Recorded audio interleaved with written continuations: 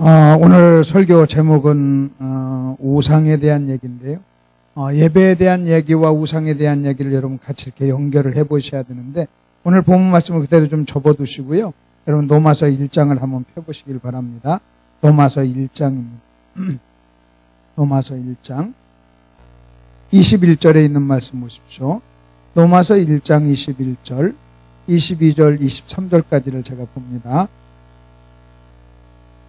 로마서 1장 21절, 하나님을 알되 하나님을 영화롭게도 아니하며 감사하지도 아니하고 오히려 그 생각이 허망하여지며 미련한 마음이 어두워졌나니 스스로 지혜 있다 하나 어리석게 되어 썩어지지 아니하는 하나님의 영광을 썩어질 사람과 새와 짐승과 기어다니는 동물 모양의 우상으로 바꾸었느니라 그랬어요.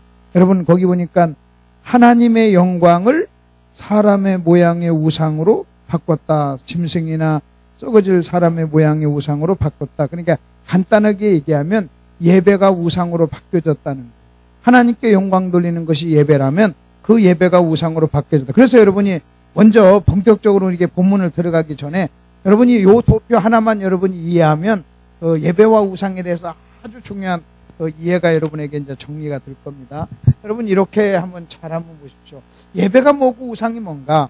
그래서 두 가지를 이제 비교를 해보겠는데, 여러분 우리가 창세기 2장이 있고 창세기 3장이 있습니다.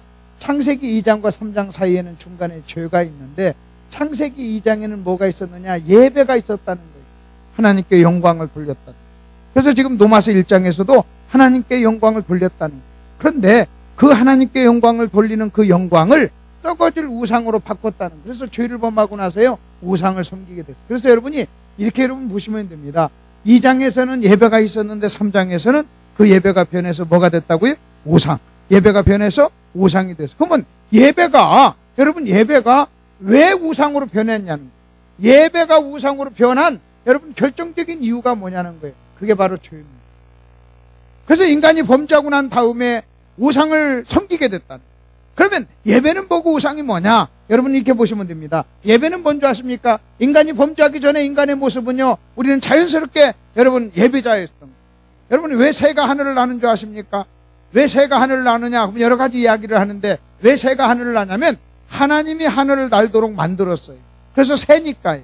그래서 성경에 보면은 하늘의 새, 하나님이 창조하는데 하늘의 새를 창조했다 그래요. 그리고 또 여러분이 한번 보십시오. 하늘의 새, 그 다음에 하늘을 나는 새, 여러분 이렇게 창조했어요.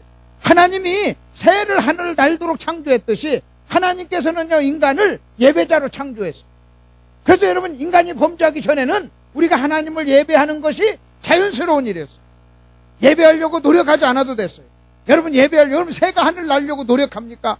여러분 예배를 하려고 노력하지 않아도 자연스럽게 예배자가 됐던 거예요. 그런데 이제는 범죄하고 난 다음에 이제는요 인간은요 우상을 섬기게 돼. 내가 아무리 우상을 섬기지 않으려고 해도 이제는요 우리가 우상을 섬기게 돼. 이것을 죄성이라고 그래요. 그럼 여러분 잘 보십시오. 예배, 그 다음에 우상, 중간에 죄가 있어요. 그러면 모든 죄의 속성, 모든 죄는 본질적으로 우상 숭배의 성격을 띠고 있어요. 그러니까 여러분이 예배와 우상의 관계를 여러분이 아셔야만 합니다. 내가 여러분 어떤 죄를 졌죠? 거기에는 반드시 그 죄는요 우상 숭배의 성격을 띠고 있다고 하는 거예요. 그러면 예배는 뭐고 우상은 뭐냐? 여기서 보면요 예배는 뭐냐 할 때 예배는요 여러분 여기서 하나님이 나와요.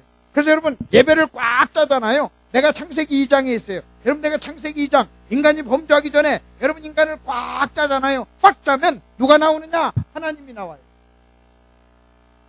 아담이 범죄하기 전에 아담을 꽉 짜보세요. 여러분 아담이 범죄하기 전에 아담을 꽉 짜면요 아담이 나오는 게 아니에요. 하나님이 나와요. 여러분 한번 보세요. 여러분이 자식을 사랑해요. 여러분 내가 내 자식을 너무 사랑해. 그래서 그 부모를 꽉 짜면 부모가 나옵니까? 여러분 한번 생각해 보세요. 내가 내 아들을 사랑해. 여러분이 어머니예요. 여러분이 자식을 사랑해요. 그래서 여러분의 인생을 꽉 짜. 여러분의 마음을 꽉 짜. 여러분을 꽉 짜면요 여러분 자신이 나와요? 아들이 나오잖아. 여러분 사람은요 여러분을 꽉 짜면 여러분이 사랑하는 걸 나오는 거예요. 여러분이 사랑하는 것이 여러분의 마음을 지배하고 여러분이 사랑하는 것이 여러분 속을 지배하고 있는 거예요. 내가 정말 어떤 사람을 진실로 사랑하잖아요. 그러면요 여러분 꽉 짜면요 나는 없고 그 사랑하는 사람이 나오는 거예요. 그러면 여러분 창세기 2장에서 예배가 존재하는데 이때 아담 인간을 꽉 짜면 누가 나오느냐? 아담이 나오질 않아요. 하나님이 나와요. 하나님께서는 아담을 하나님의 형상, 사랑하는 형상으로 만들었어요. 그렇기 때문에 여러분 예배 2장 범죄하기 전에 여러분 2장에서는요 아담이 하와를 사랑하는데 전혀 문제가 없었어요. 그리고 아담이 여러분 하나님을 사랑하는데 전혀 문제가 없었어요. 여러분 사랑하기 위해서 노력하지 않아도 됐어요. 그렇기 때문에 여러분 예배란 뭐냐? 예배란 하나님이 나오고, 이 말을 예배를 꽉 짜면 하나님이 나온다는 말을 다른 말로 해야되면요 하나님에 대한 사랑이 나온다는 거예요. 그래서 예배는 하나님을 사랑하는 것이 예배예요. 아멘. 하나님을 사랑하는 거지. 여러분, 여러분의 마음을 지배하는 것을 여러분 예배하는 거예요. 여러분의 마음과 생각을 지배하는 것을 여러분은 섬기고 있는 거예요. 여러분, 나는 내가 사랑하는 것에 내 시간과 물질과 내 모든 것을 투자하는 거예요. 그게 예배란 뭐냐면 하나님을 예배하라 그 말은 하나님을 사랑하라 그 말이에요. 정말로 내가 내 자식을, 여러분 자식을 사랑하는 엄마를 꽉 짜면 자식이 나오듯이 하나님이 나온다는 거예요. 근데 범죄하고 나서 죄를 졌어요. 죄를 지고 나서요 여러분 우상으로 넘어갔잖아요. 그러면 우상 여기를 꽉 짜면 뭐가 나오는 줄 아십니까? 여러분 우상을 꽉 짜, 우상을 섬기는 사람을 꽉 짜잖아요. 그러면 여기서는요 누가 나오냐면 자기가 나옵니다. 그래서 오늘 읽은 본문 말씀에서도 이렇게 나옵니다. 자기를 위하여 우상을 만들지 말라 그랬어요. 여러분 사람들이 왜 우상을 만듭니까? 자기를 위하여. 왜 우상을 섬깁니까? 자기를 위하여. 그 다음에 왜 사람이 죄를 범합니까? 자기를 위하여. 죄는 어디서 나옵니까? 욕심에서 나오잖아요. 욕심이 잉태한 즉 죄를 낳고 그랬잖아요. 그럼 욕심의 중심에는 누가 있어요? 내가 있는 거예요. 그러면 여러분 우상을 섬기면 자기가 나온다는 얘기는 이게 또 뭐예요? 자기를 사랑한다는 거예요. 그럼 여러분 도표를 보세요. 예배, 그 다음에 우상, 그 다음에 하나님, 그리고 자기, 그리고 사랑인데 여기서는 누구 사랑이냐? 하나님 사랑이에요. 여러분 이쪽에서는 누구 사랑이냐? 자기 사랑이에요. 그러니까 죄는 저와 여러분에게 어떤 것을 가져오게 했냐면 여러분 2장에서는 하나님을 사랑하고 하와를 사랑했던 아담이 이제는 창세기 3장으로 딱 넘어와서 범죄하고 난 다음에는 하나님을 사랑하는 대신 자기를 사랑하고 아내를 사랑하는 대신 자기를 사랑하게 됩니다. 그래서 죄가 저와 여러분에게 가져다준 가장 중요한 특징은 뭐냐면 사랑을 변질시킨 거예요. 사랑을 변질시킨 거예요. 하나님을 사랑했던 사람이 이제는요 자기를 사랑하는 거예요. 그러니까 모든 우상의 여러분 밑바닥에는요 자기가 있는 거예요. 모든 죄의 본질에는 자기가 있어요. 그렇다면 여러분 우리는요 십자가를 통해서 다시 이제는 우상에서 여러분 예배로 가잖아요. 그럼 여러분요 우상을 섬기는 우리가 다시 예배자가 되려면 뭐가 필요한 줄 아십니까? 뭐가 필요하냐면 십자가가 필요해요. 복음이 필요해요. 예수가 필요해요. 그러면 복음, 십자가, 예수가 필요하다는 얘기는 무슨 얘기인 줄 아세요? 우상의 본질은 누구라고 그랬어요? 자, 우상의 본질은 누구예요? 자기라고 대답하세요. 우상의 본질은 누구예요? 자기예요. 자, 다시. 그러면 우리가 하나님을 예배자가 되려면 여러분 누구를 때려잡아야 돼요? 자기를 때려잡아요. 근데 자기를 때려잡는 유일한 비결이 뭐예요? 십자가밖에 없잖아. 내가 죽어야 되잖아. 여러분 내가 죽지 않는다면요 절대로 우리는 예배자가 될 수 없다는 거예요. 여러분이 교회를 50년을 나와도요 자기를 사랑하면 여전히 그는요 우상을 섬기고 있는 거예요.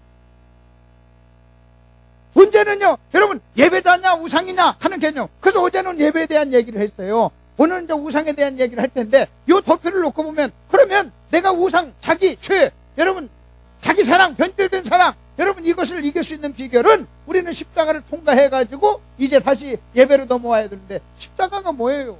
죽음이에요. 죽음. 우리 십자가를 통해서 나를 죽잖아요. 나를 죽이잖아요. 내가 십자가에 나를 못 박잖아요. 그러면 하나님을 사랑할 줄로 믿습니다. 예배자가 될 줄로 믿습니다. 여러분 이 도표를 자세히 여러분 기억을 하시기 바랍니다. 그리고 또 하나 내가 먼저 이제 이 도표를 설명하고 본문을 가지고 이제 우상을 좀 설명하겠는데 성경에서는 우상이라고 하는 개념을 설명하기 위해서 하나님께서 비유를 들어서 사용해요. 여러분 비유라고 하는 것은요 나란히 비교하다 옆에 놓다는 거예요. 우리가 아는 걸 가지고 모르는 걸 설명하는 거예요. 땅의 것을 가지고 하늘의 것을 설명하는 게 비유란 말이에요. 그리고 비유기 때문에 비유 속에는 어떤 공통점이 있어요. 마찬가지로 하나님께서는 성경은 우리에게 우상이라고 하는 이 개념을 설명하기 위해서 하나님이 우리에게 들어서 비유로 들어서 사용하는 설명하는 그것이 뭐냐면 간음이라는 거예요. 세상을 사랑하는 자들이여, 너희가 세상을 사랑하는 것이 하나님과 원수가 되고 영적 간음인 것을 알지 못하느냐 그랬단 말이에요. 그러니까 간음이라고 하는 것을 가지고 우상을 설명하고 있어요. 우상이란 뭐냐? 영적인 간음이라는 거예요. 그러니까 우리가 잘 아는 간음이라는 걸 가지고 우상을 좀 설명하고 있습니다. 그럼 여러분, 간음이 뭔 줄 아세요?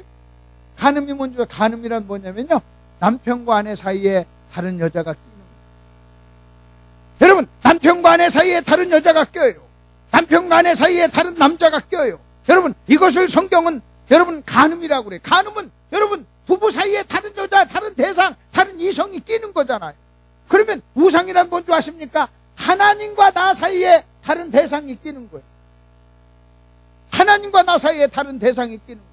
여러분이 성경적으로 하나 아셔야 될 것은 성경에서 말하는 충만이라고 하는 개념이, 여러분이 충만이라고 하는 개념을, 우리는 이 충만이라고 하는 개념을 이렇게 생각해요. 어떻게 생각하냐면요, 여기 물이 있어. 근데 물을 막 부었더니 철철철철 넘쳐. 이 넘치는 것을 충만이라고 생각해요.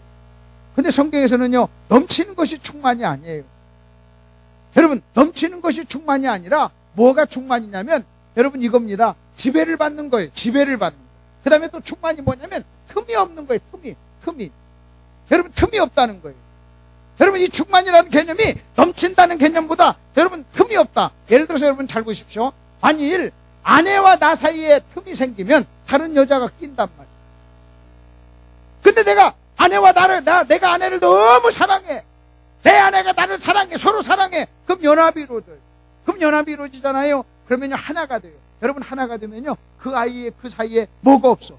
틈이 없어. 틈이 없으니까요, 다른 대상이 끼고 부를 수 있어요, 없어요? 없어요. 그게 충만이라고 하는 거죠. 여러분, 하나님으로 충만하라. 그 말은요, 하나님과 나 사이가 연합이 되라는 거예요. 그 연합이란 사랑이에요. 사랑. 연합이 되라는 거예요. 그래서 그 어떤 것도 끼어들 수 없을 정도로 하나님과 나 사이가요, 가까워지는 거예요. 그러면 하나님과 나 사이에 틈이 없잖아요. 그러면 다른 것이 끼어들 수 없기 때문에 여러분, 우상 숭배에서 벗어날 수가 있다고 하는 거예요. 여러분, 내가 아내를 사랑해요. 그렇다면 아내와 나 사이에 여러분 전혀 틈이 없단 말이에요. 틈이 없으니까요, 다른 여자가 치고 들어올 수가 없단 말이에요. 근데 여러분 생각해 보세요. 우리 목사님하고 사모님은 사이가 안 좋은가 봐. 사이가 좀 싸웠나 봐. 사이가 안 좋은 거. 목사님, 시간 있으면 저랑 차 한잔 하시죠. 사모님하고 만나서 하시기 좀 힘드시죠? 제가 봐도 힘드실 것 같아요. 사모님 성깔이 대단해요. 맞아, 그래, 그런 거 참 그래. 내가 그런 거 몰라서 내가 결혼을 잘못했어. 그러면요, 틈이 생기니까 끼어들자. 거기에 끼어들자. 근데 만일 예를 들어서 봅시다. 목사님, 사모님하고 사시면서 힘드시죠? 힘들긴 뭐가 힘들어?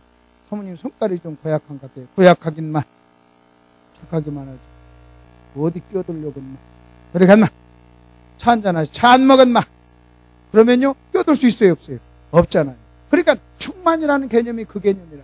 여러분이 하나님을 너무 사랑해. 그래서 다른 어떤 돈이 끼어들 수가 없어. 말씀을 너무 사랑해. 그래서 여러분 다른 어떤 잡생각, 비진리가 끼어들 수 없어요.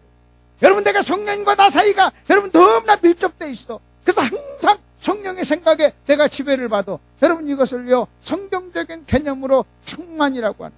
여러분, 충만이라고 하는. 만일 저와 여러분이 이렇게 충만하잖아요. 그러면요, 마귀가 저와 여러분에게 틈타지 못할 줄로 믿습니다. 그러면 왜 여러분 우리가 우상 숭배하고 왜 죄를 범하는 줄 아십니까? 왜 마귀가 와서 우리에게 유혹을 여러분 하는 줄 아세요? 여러분, 마귀가 와서 예수님께 찾아왔어요. 마귀가 예수님께 찾아와서 여러분 비진리를 가지고 유혹을 했을 때 여러분, 예수님은요 항상 진리와 연합이 일어났어요. 여러분, 진리와 예수님 사이에 틈이 없었어요. 그러니까 마귀가 비진리가요, 여러분 공격할 틈이 없는 거예요.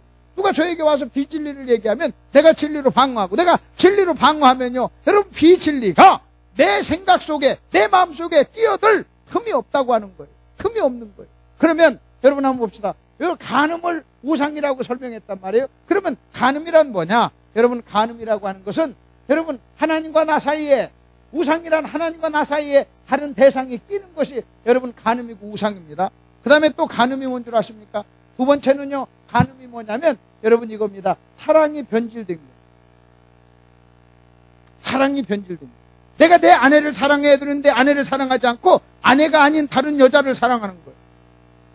여러분, 우상이 뭔 줄 아십니까? 아까 말씀드렸잖아요. 하나님을 사랑해야 되는데 자기를 사랑하는 거예요. 아내를 사랑해야 되는데 아내가 아닌 다른 여자를 사랑하듯이, 여러분, 우상이라고 하는 것은 하나님을 사랑해야 되는데 여러분, 하나님을 사랑하지 않고 사랑이 변질돼서 자기를 사랑하는 것이 여러분 우상이다 하는 이 개념을 여러분이 한번 정리하시길 바랍니다.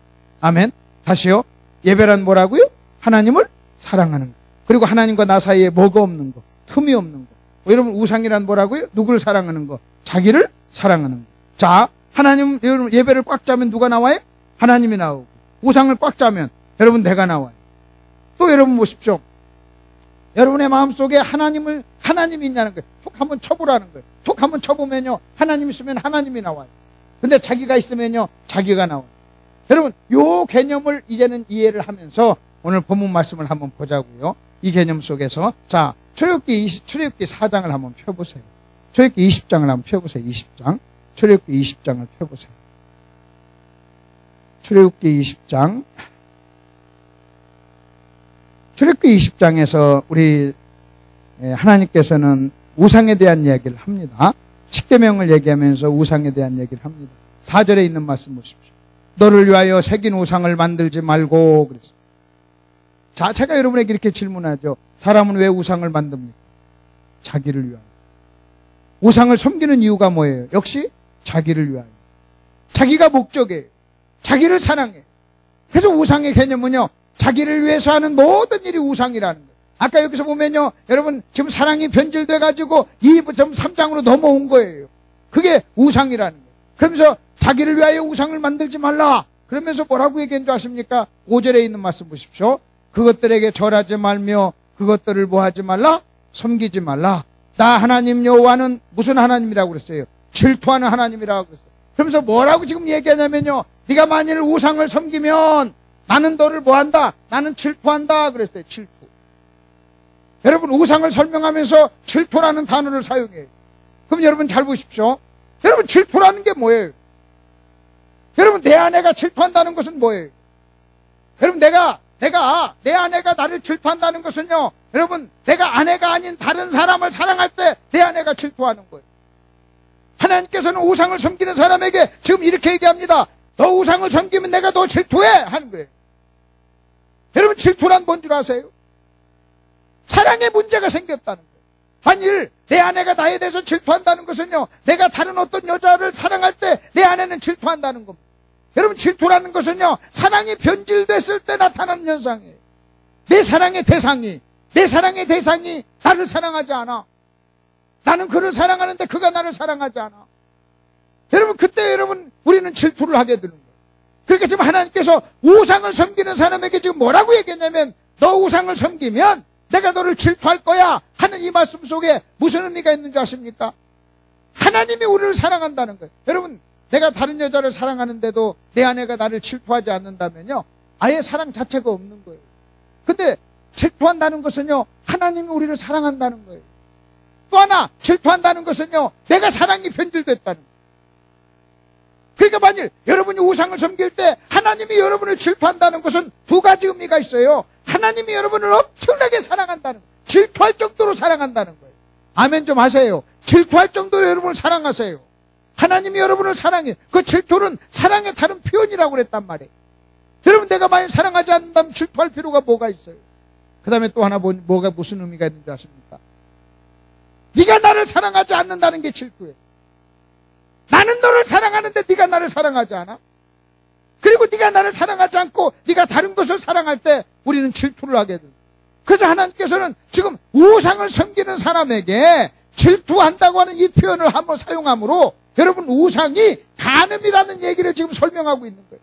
그리고 우상을 섬기는 사람에게 질투라고 하는 이 표현을 사용함으로 우상이 뭐냐? 사랑이 변질됐다는 거예요. 네가 나를 사랑하지 않는다고 하는 하나님의 표현이란 말이에요. 나는 너를 사랑하는데 네가 나를 사랑하지 않아. 그래서 하나님께서는요, 그렇게 우상을 섬기는 사람에게 지금 질투를 한다는 거예요. 그 다음에 또 하나 여러분 보십시오. 질투한다고 하는 이 표현 속에는요, 질투가 뭔 줄 아십니까? 여러분, 그렇게 얌전했던 여러분 아내도요, 여러분 질투에 사로잡히잖아요. 그러면 엄청난 에너지가 그 속에서 나옵니다. 여러분 질투하는 것을 어떻게 여러분이 감당할 수 있어요? 여러분 질투는요 또 엄청난 에너지란 말이에요. 그러니까 만일 여러분 우리가 우상을 숭배하잖아요. 그럼 우리는요 질투하는 하나님을 만나게 돼요. 여러분 질투하는 하나님을 만난다는 것은요 엄청난, 여러분 보십시오. 내 아내가 그렇게 부드럽고 그렇게 온유하고 그렇게 사랑이 넘치고 자비했던 아내도요 만일 질투에 사로잡히잖아요. 그러면 그 질투에 사로잡힌 사람을요 누구도 감당할 수 없는 거예요. 질투는요 엄청난 에너지를 나오게 한단 말이에요. 그러니까 만일 저와 여러분이 우상을 숭배하잖아요. 그러면 하나님은 사랑의 하나님이 질투의 하나님으로 바뀌어진다는 거예요. 자비하신 하나님이요 여러분 싸나운 하나님으로 바뀌어지는 거예요. 여러분 온유하신 하나님이 여러분 부정적인 에너지를 가지고 저와 여러분을 그렇게 대한다는 거예요. 그래서 우리는 우상을 섬기게 되면 우리는요 여러분 분노하는 하나님을 만나 진노하시는 하나님을 만날 수밖에 없다는 거예요. 그래서 지금 하나님께서는 이렇게 얘기합니다. 네가 우상을 섬기면 나는 질투한다 하는 얘기를 해요. 그 다음에 또 여러분 한번 계속 이어서 한번 보세요. 여러분 이렇게 한번 보십시다. 나는 질투하는 하나님인즉 나를 미워하는 자의 죄를 갚되 그랬어요. 여러분 여기서 나를 미워하는 자가 누구예요? 우상 숭배하는 사람을 하나님은 당신을 미워하는 자라고 얘기하는 거예요. 우상을 숭배하지 말라 그렇게 얘기해놓고 나서 네가 우상을 섬기면 나는 질투해. 그리고 우상을 섬기는 사람에게 너는 나를 미워하는 자야 그렇게 얘기해. 너는 나를 미워하는 자야. 여러분 잘 생각해 보세요. 여러분 우상이란 뭐냐? 우상이란 뭐냐면 하나님보다 다른 것을 더 사랑해요. 그래가지고 하나님께서는요 마치 나를 미워하는 것처럼 보인단 말이에요. 여러분 쉽게 얘기하면 여러분 이겁니다. 내가 내 아내보다 다른 사람을 더 사랑하잖아요. 그러면 내 아내는 무엇을 느끼냐면 아 우리 남편이 나를 미워하는구나 여러분 이렇게 느껴진다는 거예요. 나보다 저 여자를 더 사랑함으로 여러분 이때 받는 아내가 받는 상처는 아 내 남편이 나를 미워해. 여러분 만일 남편이 간음했다 그랬을 때 아내가 느끼는 감정이 뭔지 아십니까? 아 남편이 간음했기 때문에 고통스럽다. 그게 아니에요. 내 남편이 나를 사랑하지 않는다는 것을 확인했기 때문에 고통스러운 거예요. 지금 하나님께서는 우상을 숭배하는 사람에게 지금 뭐라고 얘기하냐면 야 네가 나를 사랑하지 않는구나. 내가 너를 그렇게 사랑했는데 너는 나를 사랑하지 않다니. 사랑하지 않는 것을 넘어서 너는 나를 미워하는구나. 나는 사랑하는데 너는 나를 미워해. 여러분 이 간격이 있다는 거예요. 그래서 질투라는 단어를 쓰고 미움이라는 단어를 쓰는 거예요. 그 다음에 여러분 또 한번 이어서 한번 보십시오. 또 이렇게 얘기합니다. 5절 보십시오. 그것들에게 절하지 말며 그것들을 섬기지 말라. 네 하나님 여호와는 질투하는 하나님인즉 나를 미워하는 자의 죄를 갚되 그랬어요. 그 다음에 6절 보십시오. 나를 사랑하고 내 계명을 지키는 자. 여러분 나를 사랑하고 내 계명을 지키는 사람은 어떤 사람입니까? 우상 숭배하는 사람의 반대예요. 여러분 우상의 반대란 예배하는 사람이에요. 그러니까 지금 하나님께서는 우상을 섬기지 말라고 하면서 우상을 섬기는 사람을 질투한다.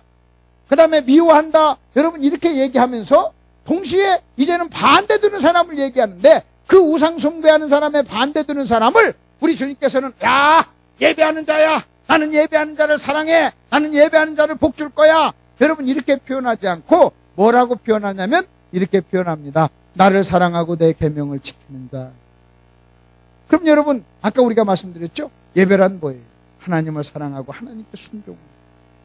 여러분 우상은 뭡니까? 자기를 사랑하고 하나님께 불순종하는. 그래서 여러분 이렇게 지금 표현이 이렇게 나오는 거예요. 자, 그 다음에 또 하나 거기서 아주 중요한 것을 우리가 하나 볼 수 있습니다. 뭘 볼 수 있느냐? 여러분 거기 5절에 있는 말씀 이렇게 한번 보십시오. 나는 질투하는 하나님인즉 나를 미워하는 자의 죄를 갚되 아버지로부터 아들에게로 3, 4대까지 이르게 하거니와 그랬어요. 여러분 이 말 속에 아주 중요한 걸 여러분 볼 수 있어요. 여러분 사도 바울은 고린도서에서 이런 말씀을 했어요. 누가 주의 마음을 알아서 주를 가르치겠느냐 그랬어요. 우리가 그리스도의 마음을 가졌느니라 그랬어요. 우리는요 성경을 가르치는 게 아니에요. 여러분이 하나 아셔야 될 것은요 모든 말, 여러분 모든 말과 모든 글에는 말하는 사람과 글 쓴 사람에 뭐가 묻어있냐면 마음이 묻어있는 말이라고 하는 것과 글이라고 하는 것은요 마음속에 있는 것을 표현하는 거예요. 여러분 잘 들어보세요. 모든 말과 모든 글에는 그 말하는 사람과 그 다음에 글 쓴 사람의 저자에 뭐가 있다고요? 마음. 그러니까 우리는요 그 사람의 말을 들으면서 말을 들으면 안 돼요. 그 사람의 마음을 읽어야 돼. 여러분, 내가 그 사람의 글을 읽으면서 우리는 그 사람의 마음을 읽어야 돼요. 그래서 지금 사도 바울이 이렇게 얘기합니다. 누가 그리스도의 마음을 알아서 가르치겠느냐 그랬어요. 누가 그리스도의 마음을 알아서 가르치겠느냐. 우리가 그리스도의 마음을 가졌느니라 그랬어요. 그러니까 목사는 어떤 사람이냐. 목사는요, 성경을 가르치는 사람이 아니에요. 더 정확하게 얘기하면 성경 속에 담겨진 하나님의 마음을 가르치는 사람이에요. 아멘 하세요. 여러분, 하나님의 뭘 가르친다고요? 마음을 가르치는. 여러분 한번 생각해 보세요. 만일 여러분 아들이 구정날인데 늦게 왔어요. 여러분 다 잔치하고 다 하는데 너무 늦게 왔다고 해봅시다. 그러면 엄마 아빠가 화가 나가지고 뭐라고 한마디 했다고 해봅시다. 욕을 했다고 합시다. 썩을 놈, 나쁜 놈 자식, 일찍 좀 오지 하고 얘기했다고 해봅시다. 근데 그냥 글만 읽잖아요. 그 말만 듣잖아요. 말만 들으면 어머니 권사님이 돼가지고 욕하면 되십니까? 여러분 이렇게. 아니 그렇게 교회 다니시면서 권사님이시면서 좀 늦게 나왔는데 그렇게 욕하면 됩니까? 하고 욕하면 됩니까? 하고 여러분 이렇게 대들면요, 여러분 그 아들은요 어머니가 한 말만 들은 거예요. 근데 그렇게 말할 수밖에 없는 엄마의 마음을 한번 들어보세요.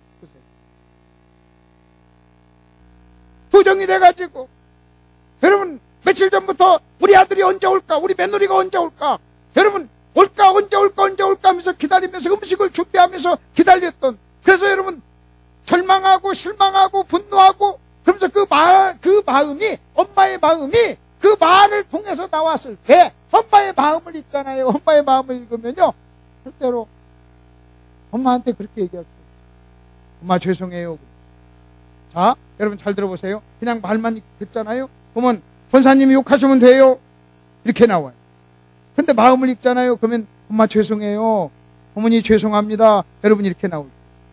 자, 제가 우리 집에서 일어났던 이야기를 하나 해드릴게요.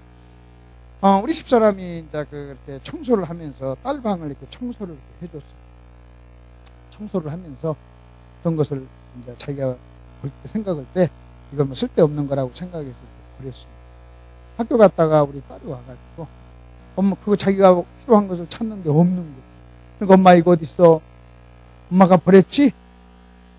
엄마가 버린 것이 드러난 거예요. 그러니까 막 엄마한테 막 뭐라고 하더라고요. 막 그냥 자기한테 그게 상당히 필요했던 거니까 중요한 건가 봐요. 아주 막 얘기를 하니까 엄마는 엄마대로 여러분 그 더운데 방 청소하면서 막 땀 흘리면서 청소를 해줬는데 고맙다는 말도 못 듣고 그냥 코너에 몰려가지고 그냥 막 우통 막 그냥 당하는 거예요. 그 내가 그 사람을 자꾸 부르고 내가 얘기했어요. 네가 엄마가 버린 것은 뭐니? 그리고 내가 자 줄 테니까 5만 원 가지고 사라. 새거 사거라. 그리고 잠깐 앉아라. 그리고 내가 이렇게 얘기했어요.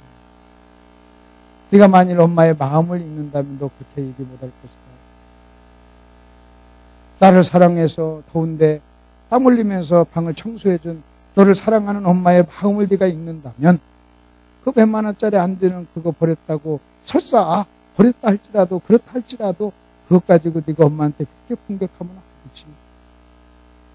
엄마는 엄마대로 얼마나 섭섭하겠니. 네가 마음을 한번 읽어봐라. 그리고 제가 예를 들어서 이런 생각, 나중에 네가 결혼해가지고 엄마가 네 아이를 한번 돌봐준다고 하자. 그래서 하루 종일 아이를 보다가 네가 퇴근하기 전에 잠깐 한눈판 사이에 아이가 넘어져가지고 어디가 찢어지고 아니면 코피가 나고 어디 다쳤다고 해보자. 한번 너는 와가지고 애기도 못 보냐, 하루 종일 뭐 했느냐, 애기를 왜 이렇게 했느냐 막 한 거라고 하면 하루 종일 힘들게 애기 봐준 엄마의 마음은 뭐니? 너 그렇게 하면은 너 어떻게, 오히려 엄마가 그렇게 아이가 그래가지고 얘 미안하다 내가 얘가 이렇게 해서 내가 잘못했지 하면 아니 애들이 크다 보면 그럴 수도 있지. 엄마가 뭐 24시간 뭐 계속 걔를 뭐 따라다닐 수 없으니까 그럴 수도 있지. 엄마 수고 많았는데 이렇게 하면 엄마가 얼마나 마음이 좋겠어. 네가 만일 금방 물건도 엄마 내가 이거 찾는데 이거 어디 있어? 엄마가 버렸다. 그거 필요한 건데. 그래 어쩌면 좋냐. 네가 필요한 건데 엄마가 버려서 아이고 미안해라. 그러면 괜찮아요 어머니. 다시 뭐 사면 되죠 뭐. 엄마가 뭐 방 청소해 줬는데 하고 마음을 읽으면 엄마가 얼마나 좋고 감사하고 미안하겠니. 너 보니까 너 엄마한테 그렇게 하는 거 보니까 싸가지가 없다. 엄마 이거 돈 가지고 샀나. 그리고 엄마 너 나중에 애기 봐달라고 하지 마. 이 엄마 다른 아줌마한테 맡겨. 넌마 네가 만일 그렇게 하면 너 나중에 한 달 내내 애기 봐주다가도 순간적으로 잘못하면 너 그거 하나 때문에 얼마든지 너 엄마한테 뭐라고 얼로 많이냐. 마음을 읽어야지. 당신 이리 와. 그것도 다 씻다고 장가고 다 갈 거니까 너거나고 살 거니까 괜찮아. 당신 잘했어. 내가 사주면 되잖아. 잘했어. 해죽지 마. 뭐 그것까지 뭘 그래. 그러니까 한 방에 내 딸내미를 진정을 시켰어. 역전을 시켰어. 그리고 아내는요. 그리고 막 그 몇 분 안 되는 거지만 막 그렇게 공격하니까 당하다가 이제 기가 살았어요. 그리고 내가 이제 집에 딱 안방으로 딱 왔더니 문자가 왔어요. 여보 너무 고마워요 하고 문자가 왔어요. 에? 너무 고마워요 문자가. 그러니까 그 말 딱 들으니까 우리 딸이 엄마 내 말 들으니까 맞잖아요. 그러니까 엄마한테 엄마 미안해 잘못했어. 내가 그때 순간적으로 화가 나서 그랬어 하고 얘기하니까 또 그 딸 막 그 여자가 막 붙잡고 서로 울고 막 얘기하고 막 그러더라고요. 그러면서 끝났단 말이에요. 끝났더니 집에 와서 이제 내가 그리고 나서 방에 딱 들어왔더니 문자가 와서 여보 너무 고마워요. 당신은 대단해요. 근데 그래서 그때 내가 그렇게 가르쳤어요. 마음을 읽어라. 행동을 보지 말고 뭘 읽어라? 마음을. 다시 뭘 읽어라? 마음을. 예를 들어서 여러분 한번 봅시다. 여러분 지금 여기 와서 졸아요. 그럼 내가 조는 모습만 막 뭐라고 할 수 있죠. 근데 오늘 하루 종일 일하고 저녁도 안 먹고 여러분 여기에 왔어요. 그건 마음을 읽는다면요. 그 조는 모습이 너무나 애처로운 거예요. 근데 내가 마음을 읽는다면요. 이럴 거예요. 장로님 편히 주무세요. 그냥 누워서 편히 주무세요. 괜찮아요. 그냥 편히 주무세요. 아니 나는 그렇게 피곤하면요. 와서 졸 정도로 피곤하면 나 교회 안 나올 거예요. 그냥 에이 가서 조느니 나 집에 가 잔다 그럴 거예요. 근데 자기가 졸 줄 알면서도 나온 그 마음을 읽으면요. 졸면 어때? 이 꼭 설교 들어야 돼? 안 들으면 어때? 다음에 또 들으면 되지. 여러분이 이미요. 여러분 퇴근하고 밥도 안 먹고 이 자리에 왔다는 것 자체가 이미 여러분은요. 은혜를 받은 거예요. 여러분 솔직히요. 솔직히 설교 안 들어도요. 여러분 직장 끝나고 여러분 밥도 안 먹고 막 그냥 예배 참석하겠다고 그냥 잽싸게 온 것 자체가 이미 은혜란 말이에요. 꼭 뭐 설교 들어야만 은혜가 되나요? 잠은 어때? 그럼 내가 그 마음을 읽으면요. 아이고 장로님 피곤하시고 참 이렇게 졸리 피곤하신데도 오셨으니 그냥 주무세요. 자 편하게 자 옆에 좀 치고 장로님 그냥 누우세요. 누워도 괜찮아요. 누우세요. 그러면 잠이 싹 도망가겠지. 그러면 그렇게 하면 뭘 읽는 거예요? 그 사람이 뭘 읽는 거예요? 마음을. 근데 내가 이렇게 얘기합시다. 그 장로가 돼가지고 앞에서 졸고 그 강사에 대한 예의가 아니잖아요. 졸면 되나요? 그 앞에서 말이에요. 이러면 뭘 읽은 거예요? 마음을 읽지 않고 뭘 읽은 거예요? 겉에 눈으로 나타난 거. 그러면요? 누가 역사하겠어요? 마귀가 역사할까요? 성령이 역사할까요? 마귀가 역사. 근데 여러분 한번 보십시오. 그렇게 읽지 않고 마음을 한번 읽어보세요. 여러분도 한번 생각해 보세요. 그냥 말만 듣잖아요. 여러분 내 말만 들면요. 여러분 내 설교 여러분 시험도 들 수 있어요. 그런데 도대체 저 양반이 우리 목사님이 훌륭하다고 해서 불렀는데 저 양반이 저렇게 안타깝게 말하려고 하는 게 진짜 뭐냐. 내가 한번 좀 들어보자. 저 양반이 좀 표현이 좀 내가 좀 내 귀에 좀 거슬리지만 저 양반이 저렇게 얘기하면서 정말로 말하려고 하는 것이 뭐지? 하고 여러분이 제 마음을 읽으면요. 여러분 어떤 설교라도요. 여러분 우리는 은혜를 받을 수 있는 사람들이 은혜를 못 받는 이유가 뭔지 아십니까? 그 설교하는 설교자의 마음을 읽지 못하는 거예요. 여러분 내가 나에게 말하는 어머니 아버지의 마음을 읽잖아요. 그러면요 엄마가 나에게 욕을 해도요 여러분 그 마음을 읽으면요 욕하는 엄마가요 너무나 감사한 거예요. 썩을 놈 배질년 미친년 이러면요 여러분 그냥 말만 들으면 아니 목사가 이렇게 욕하면 돼요. 여러분 그러지만요 여러분 도대체 나를 얼마나 사랑하길래 목사인 우리 아버지가 저 입에서 미친년이란 말을 할까.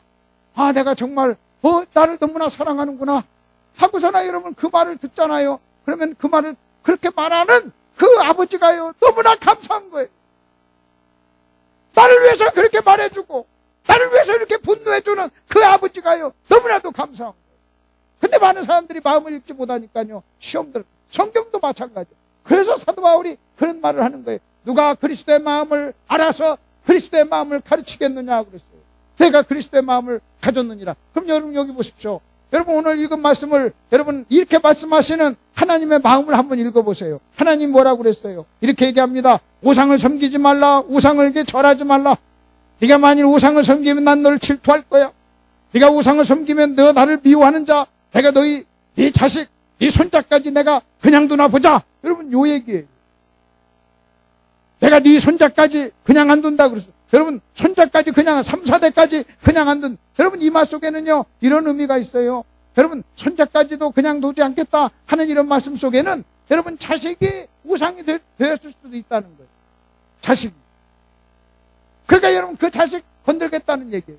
그 다음에 또 하나 이 말씀 속에는 무슨 의미가 있는 줄 아십니까? 저는 아직 제가 할아버지가 안 돼봤어요. 목사님도 아직 할아버지가 안 됐잖아요. 내 친구들 중에 할아버지가 된 사람이 있어요. 엊그저께도 할아버지가 된 목사님하고 세미나에 와서 나랑 같이 잤는데 여러분 그분이 나한테 뭐라고 하는지 아십니까? 이렇게 얘기하더라고요. 손자가요. 눈만 뜨면 손자 생각이 나요. 아른아른 거리고 손자가 너무 보고 싶고 손자가 너무 이쁘고 그 다음 얘기가 뭔지 아세요? 내가 이 마음으로 아들을 키웠으면 잘 키웠을 텐데 내가 손자 생각하듯이 이렇게 내가 아들을 키웠으면 내가 잘 키웠는데 아들은 그렇게 안 키웠다는 거예요. 그래서 내 친구들 중에 할아버지 된 사람이요 나를 무시해요. 뭐라고 하는지 아십니까? 할아버지가 돼보기 전에는 인생을 말하지 말자. 아직 할아버지도 안 되면서 무슨 인생을 아냐는 거예요. 인생을 아냐는 거예요. 여러분 자 이제 우리 집사람이 막 운동도 하고 막 그래요. 운동을 하는 이유가 뭐냐면 우리 아들, 딸, 손자, 손녀 나면 봐주겠다. 그래서 이제 우리 딸은 벌써 뭐라고 하는지 아십니까? 엄마 나 엄마 집 앞에서 살 거야. 엄마 집 앞에서 살 거니까 이게 탁 나면 엄마한테 탁 맡길 거야. 내 아들한테는 이런 건 먹이지 말아야 돼. 아니면 막 벌써부터 막 그래요. 그래서 이제 우리 딸이 말 안 들으면 우리 집사람이 쓰는 공갈이 애기 안 봐준다. 그러면 딸이 탁 꽂고 들어와요. 근데 그 수법을 아들한테도 한번 써먹은 거예요. 아들이 말 안 들으니까 너 계속 그러면 네 아들 안 봐준다. 그러니까 아들이 뭐라고 하는 줄 아십니까? 무서워가지고 딸처럼 무서워서 아니 어머니 잘못했어요. 내가 잘할게요. 이렇게 한 것이 아니라 어머니 제가 손자를 어머님께 안 보내겠습니다. 어떤 공갈이 더 센 거예요? 에? 아니 어머니가 손자를 안 봐줘? 여러분 어머니가 손자를 안 본다는 그것보다 어머니가 손자가 너무나 보고 싶어서 제발 좀 데려와다오 너 와다오 네 아이 좀 나한테 보내다오 여러분 이렇게 할 건데 내가 안 보냅니다. 우리 아들이 훨씬 더 고수죠. 그렇게 한번 딱 하고 난 다음부터 다시는 우리 집사람이요 그것 가지고 아들을 공갈을 안 쳐. 왜냐면 공갈 쳤는데 공갈이 먹히지도 않는 거예요. 공갈. 그러니까 이제는 그것을 내가 그랬어요. 그렇게 딱 말하길래 너 자식 엄마한테 공갈 치고 그러면 되냐 인마. 그리고 내가 집에 안방에 들어와서 내 아내한테 본전도 못 건질 걸 뭐 이렇게 말했어. 내가 그랬어요. 그러니까 여러분 생각해 보세요. 벌써 아들은요 할머니의 마음을 아는 거예요. 여러분 우리가 막 데려다 주니까 막 애기 부른 거 뭐하죠? 근데 여러분 어떤 며느리들은요 이상한 며느리들은 할머니가 주는 거 못 먹게 하고 더럽다고 못 먹게 하고 할머니한테 만지지도 못하게 하고 할머니가 모욕시키고 애기 부는 거 뭐 싫어하고 여러분 그런 며느리도 있대요. 그러면 그런 며느리가 있으면 얼마나 정냄이 떨어져요. 할머니 집에 여러분 안 데리고 온다고 한번 해보세요. 그러면 그게 더 큰 고통이잖아요. 자 무슨 얘기냐? 마음을 읽는 게 여러분 중요하다는. 그러면 하나님께서 지금 뭐라고 이렇게 얘기합니다. 네가 우상을 섬겨? 그러면 내가 네 아들 때까지 네 아들, 네 손자까지 네 앞에서 어려움 당하는 것을 네가 볼 거야. 결국 무슨 얘기냐면요. 내가 지금 그 아들을 보면서 손자를 보면서 여러분 손자가 그렇게 사랑하는데 손자가 어려움 당하는 것을 보면요. 얼마나 마음이 아프겠어요. 그러면 여기서는요. 그러면 하나님이 뭘 공갈을 하시나? 하나님이 이런 걸 가지고 이렇게 협박을 하시는가? 여러분 이렇게 생각하지 마시고 이 말 속에 들어있는 하나님의 뭘 읽자는 거예요. 마음을. 다시 뭘 읽자고요? 마음을. 하나님은 싸놨구나. 하나님은 복수하시는구나. 하나님은 용서하시는 않는구나. 하나님은 사랑이 없어. 여러분 이렇게 보지 마시고 어떻게 보냐면요. 이렇게 말할 정도로 하나님은 저와 여러분이 우상 숭배하기를 원하지 않는다는 거예요. 그리고 하나님은요. 우리가 우상 숭배하지 말라는 거예요. 그게 내 마음이라는. 너희가 우상 숭배할 때 너희를 바라보는 내 마음이라는. 그것이 내 마음이라는. 너희가 이렇게 내 마음을 읽으라는 거예요. 내가 이렇게 분노하고 내가 이런 표현까지 하는 여러분 자비하신 하나님, 온유하신 하나님이, 여러분 사랑의 하나님이, 여러분 네 손자까지 내가 그냥 안 둘 거야, 여러분 이렇게 말할 정도로 저와 여러분이 우상을 섬기면요 하나님이요 상처를 받는. 그래서 여러분 지금까지 한번 이제 정리를 한번 해보세요. 이렇게 여러분이 한번 정리를 해보십시다. 예배란 뭐냐? 여러분 예배란 하나님을 뭐하는 거? 사랑하는 거. 시작. 하나님을 사랑하는 거. 예배를 꽉 짜면 누가 나와요? 하나님. 여러분이 자식 사랑하면 여러분을 꽉 짜면 누가 나와요? 자식이 나오듯이. 여러분 정말로 내가 하나님을 사랑하면요, 내가 꽉 짜면요 하나님이 나와요. 여러분이 하는 일을 꽉 짜면요 하나님이 나오는 거예요. 그래서 먹든지 마시든지 무엇을 하든지 하나님의 영광을 위해서 하라. 여러분 정말로 하나님의 영광을 위해서 하면요 꽉 짜면요 여러분 하나님이 나오는 거예요. 목회도 마찬가지. 내가 목회를 합니다. 내 목회를 꽉 짜면요 여러분 하나님이 나올 수도 있고 자기가 나올 수도 있고, 여러분 내가 사업을 꽉 짜면요 하나님이 나올 수도 있고 자기가 나올 수도 있어요. 내가 하는 사업을 꽉 짰더니 하나님이 나오면 그 사업이 여러분 예배예요. 근데 내가 하는 사업을 꽉 짰더니요 자기가 나와요. 그러면요 내 사업이 우상이 됩니다. 제가 목회를 해요. 근데 목회를 하는데 그 목회를 꽉 짰더니요 여러분 하나님이 나와. 그러면요 그 목회가 예배예요. 근데 목회를 꽉 짰더니 자기가 나와. 그럼 나에게는요 목회가 우상이 될 수가 있는 거예요. 그래서 일단 여러분 우상을 여러분 간음이라고 하고, 그 다음에 또 하나 우상에 대한 이야기를 하면서 우리가 또 하나 좀 기억을 하셔야 될 게 있어요. 성경은요 우상을 설명하면서 뭐라고 설명한다고요? 간음이라고. 간음은 뭐라고 그랬어요? 간음은요 남편과 아내 사이에 여러분 다른 대상이 끼는 거예요. 그러면 간음은요 하나님과 나 사이에 다른 대상이 끼는 거예요.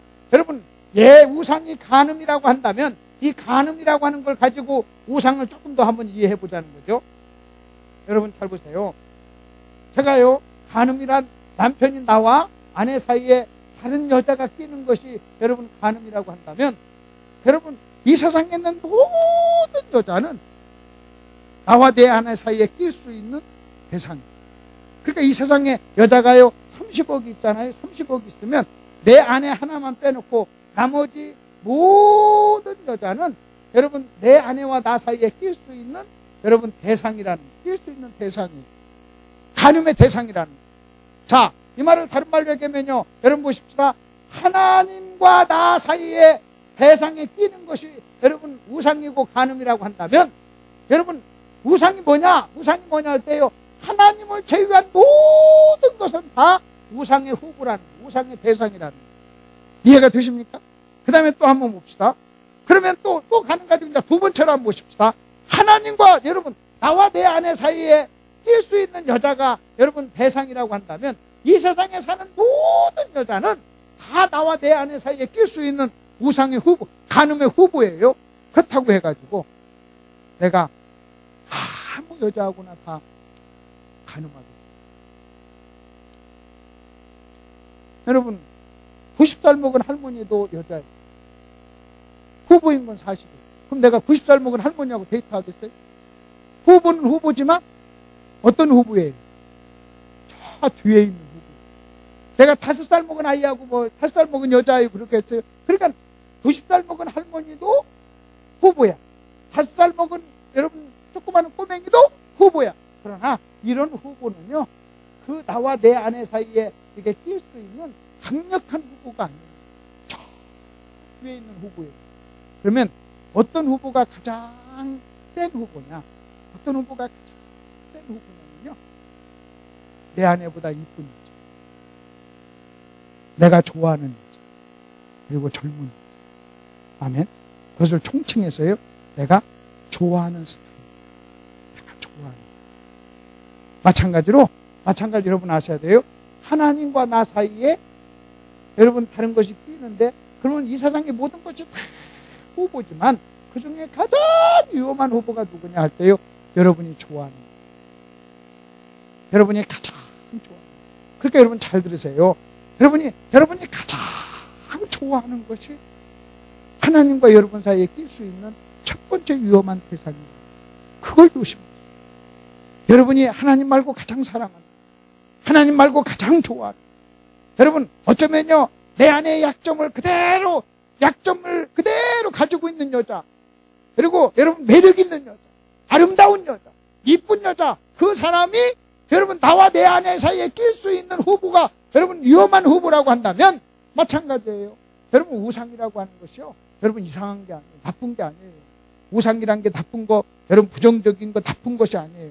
우상은 가장 여러분이 하나님 다음으로 좋아하는 것이 여러분에게 우상의 후보라는 거예요. 그러면 어떤 후보가 여러분 가장 중요한 무서운 후보인가? 내가 두 가지 것만 얘기할게요. 첫째가 뭐냐 할 때요, 돈이에요. 돈을 싫어하는 사람 있어요? 여러분 중에 돈 싫어하는 사람 있으면 얘기해보세요. 나는 돈 좋아하지 않아요. 난 돈 싫어요. 그런 사람이 있나요? 어느 분은 그러더라고요. 우리 목사님은 돈 싫어하는데. 근데 물어보라고 그랬어요. 저한테도 물어보면, 제가 목사니까요. 저한테 물어보면 내가 얘기할게요. 목사님은 돈 싫어합니까? 아니에요. 좋아한다니까. 돈을 싫어하는 사람이 어디 있어요? 돈을 싫어하는 사람. 그리고요, 돈보다 더 매력 있는 게 어디 있어요? 그래서 성경에서는요, 뭐라고 하는지 아십니까? 자기를 사랑하고 돈을 사랑하고 그랬어요. 왜 돈을 사랑하는 것을? 여러분, 우상이란 자기를 사랑하는 거예요. 우상이란 자기를 사랑하는 건데, 여러분, 돈이 뭔지 아십니까? 돈은 뭐냐면요, 자기를 사랑할 수 있는 최고의 수단. 아멘? 여러분, 나를 사랑할 수 있는 최고의, 내가 나를 사랑해. 그래서 맛있는 거 먹고 싶어. 뭐가 있어야 돼? 대답 좀 해봐요. 다시요. 내가 나를 사랑해. 그래서 맛있는 거 먹고 싶어. 뭐가 있어야 돼? 돈. 내가 나를 사랑해. 그래서 내가 좋은 옷 입고 싶어. 뭐가 있어야 돼요? 돈. 내가 나를 사랑해. 그래서 멋진 차를 타고 한번 폼 한번 잡고 싶어. 뭐가 있어야 돼요? 돈. 왜 사람이 돈 사랑하는 줄 아십니까? 돈을 사랑하는 이유가 뭔지 아세요? 돈은요, 나를 사랑할 수 있는 가장 좋은 뭐예요? 수단이에요. 여러분 한번 보세요. 여러분이 자기를 사랑해가지고 어디 가서 폼 잡고 싶잖아요. 근데 그렇게 폼 잡으려면 머리에다도 좀 힘도 줘야 되잖아요. 옷도 새 거 입어야 되잖아요. 여러분 좀 좋은 차도 타고 가야 되잖아요. 근데 그런 것이 다 뭐가 필요한 거예요? 돈이. 그러니까 여러분 자기를 사랑하잖아요. 자기를 사랑하는 사람은요, 필연적으로 돈을 사랑하게 돼 있어요. 왜 필연적으로 돈을 사랑하느냐? 자기를 사랑하는 가장 중요한 수단 중에 하나가 뭐예요? 돈이에요. 여러분이요, 여러분 자신을 사랑하지 않잖아요. 그러면요, 돈 사랑하는 것도 유혹을 좀 덜 받아요. 내가 나를 사랑하죠. 누가 날 안 알아줘. 내가요, 여보, 옷이 당신 낡아서 어떻게, 아이, 괜찮아. 아니, 동창회 가면 사람들이 좀 당신 무시할 텐데, 아이, 무시하면 어때? 그 촌놈들, 아이, 뭐 무시하면 괜찮아. 그러면요, 돈 없어도 괜찮아. 여보, 당신 그 택배 타고 가면 사람들이 무시할 때, 아이, 무시하면 어때? 잘 나가는데. 그래도 택배 타면 당신 사람들이 약간 무시할 것 같아. 괜찮아. 무시하려면 왜? 그놈들이 다 무시한다. 내가 사라지나? 그러면요, 그만큼 돈 사랑. 근데 내가 나를 사랑하잖아요? 그러면요, 돈에 대한 애착이 더 강력해집니다. 지금 무슨 말 이해가 되십니까? 이해가 되세요? 여러분이 여러분을 사랑하면 사랑할수록 뭘 더 사랑하게 돼 있어요? 돈을 더 사랑하죠. 돈을 더 사랑. 그래서 뭐라고 얘기합니까? 여러분, 내가 나를 사랑하잖아요? 그럼 택배 타고 동창 갈 때, 아, 쪽팔려서 못 간다 그러잖아요. 그러면 내가 내 사랑에 대한 표현이 그렇게 나오는 거잖아요. 그러면 또 한번 보십시다. 그러면 1차 후보가 뭐냐? 돈이에요. 돈을 싫어하는 사람이 없어요. 그래서 오죽하면 여러분 어떤 분이 이렇게 썼어요. 하나님 다음으로 돈이 좋아요. 하나님 다음. 그 하나님 다음으로 돈이 좋다는 그분은요, 그래도 신앙이 제대로 돈 분이에요. 근데 성경에서는요, 돈이 얼마만큼 매력 있는지 아십니까? 물질과 하나님을 겸하여 섬길 수가 없다. 돈은요, 하나님하고 경쟁해요. 내가 돈은 하나님 다음으로 좋아요 하면 경쟁하지 않는 거예요. 근데 여러분 돈은요, 하나님하고 경쟁하면서 돈은 저와 여러분에게 찾아와서 하나님보다 자기를 더 사랑해달라고 요구를 한단 말이에요. 그리고 그 요구에 많은 사람들이 무릎을 꿇어요. 그래서 1차 후보가 뭐라고요? 우상의 1차 후보가 뭐라고요? 돈. 가장 좋아하는 돈. 두 번째가 뭔지 아세요? 자식. 자식은요, 좋아. 자식이 우상이에요. 자식 안 좋아하는 부모가 어디 있어요? 남편은 후보에 안 껴요. 50대 여자가 저와 필요한 것 중에 딸이 필요하죠. 딸. 그러니까 아들만 둘 있는 분은 참 불행한 거예요. 딸이 필요하고. 그 다음에 친구가 필요하고. 돈이 있어야 돼. 그리고 네 번째가 강아지. 그리고 강아지 다음 5번이 남편이에요. 그러니까 남편은요, 강아지한테도 밀리는 거예요. 강아지한테. 그 식당 가면요, 강아지 줘야 된다고 하면서 주섬주섬 주워오면서 남편 줄 것은 안 가져잖아요. 네? 남편 줄 건 안 가져. 뭐 강아지. 강아지 막 키우다. 강아지보다 못하다. 한 번은 우리 아들이 군대에서 이렇게 휴가를 나오는데, 우리 집사람이 휴가 나온다고 하니까요, 오래됐어요. 막 휴가 나온다니까 막 시장을 왔다 갔다 하면서 음식을 만들더라고요. 그냥 뭐 날라다니고. 사랑하면 무거운 것이 아니로다 그랬죠. 남편을 위해서 그렇게 시장 가본 적은 별로 없어요. 가서 뭐 시장 가서 찌개 좀 끓여라 그러면요, 꼭 그렇게 먹어야 되냐고 하면서 막 무거워. 근데 막 아들에서는 날라다니는데. 그럼 내가 너 힘이 없다는 말 거짓말이다. 뭐 갱년기란 말도 거짓말이고, 뭐 무릎 아프단 말도 다 새빨간 거짓말. 하기 싫으니까 무거우니까 남편이 해달라고 할 때는 그 핑계를 대는 거예요. 자, 그러다가 이제 막 만드는데 우리 아들이 전화를 받더만, 친구 전화를 받더만, 어머니 아무래도 점심 못 먹겠어요. 친구하고 먹어야 될 것 같아요. 그러니까요, 갑자기 바람 빠진 풍선처럼 주섬주섬 넣어놓더라고요. 그러면서 내가 답으로 그래요. 꼭 점심 먹어야 돼? 하고 나한테 묻더라고요. 요즘은 간헐적 단식도 한다는데, 새끼 꼬박꼬박 먹어야 되냐. 당신 그렇지 않으면 살쪘는데 뭐. 그건 내가 먹어야 된다고. 억울해가지고 나 먹어야 된다. 점심 먹어야 된다. 점심 다 오고 그랬어요. 그랬더니 막 무거운가 봐요. 몸이 피곤한가. 피곤하다고 그래요. 그래도 점심 다 오고 그랬어요. 간신히 점심을 밥상을 차렸는데 밥하고 김치만 딱 내놓더라고요. 아까 그 고기 그랬더니 그건 아들 줘야 된다. 그러니까 이제 남편은, 그래서 성경에서 남편은 우상숭배 후보다 그런 말 없어요. 그냥 자식. 그래서 기본적으로 두 가지 거. 여러분, 우상에 가장 좋아하는 것이 우상의 후보라면 기본적인 두 가지 것인데, 그 두 가지가 돈하고 뭐라고요? 자식.